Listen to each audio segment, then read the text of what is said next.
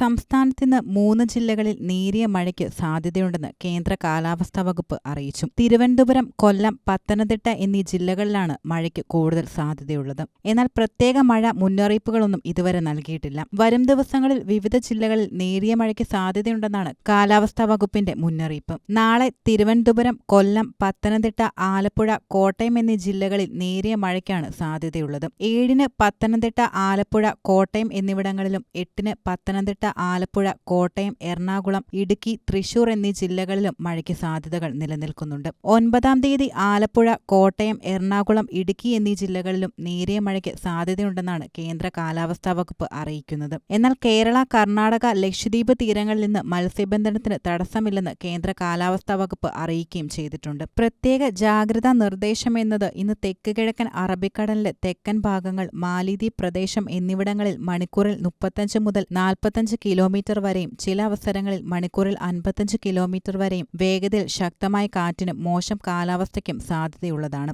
Somalia തീരം, അതിനോട് ചേർന്ന് തെക്കു പടിഞ്ഞാറൻ അറബിക്കടൽ, മധ്യ പടിഞ്ഞാറൻ അറബിക്കടലിന്റെ പടിഞ്ഞാറൻ ഭാഗങ്ങൾ എന്നിവിടങ്ങളിൽ മണിക്കൂറിൽ 45 മുതൽ 55 കിലോമീറ്റർ വരെയും ചില അവസരങ്ങളിൽ മണിക്കൂറിൽ 65 കിലോമീറ്റർ വരെയും വേഗതയിൽ ശക്തമായ കാറ്റിന് സാധ്യത നിലനിൽക്കുന്നുണ്ട്.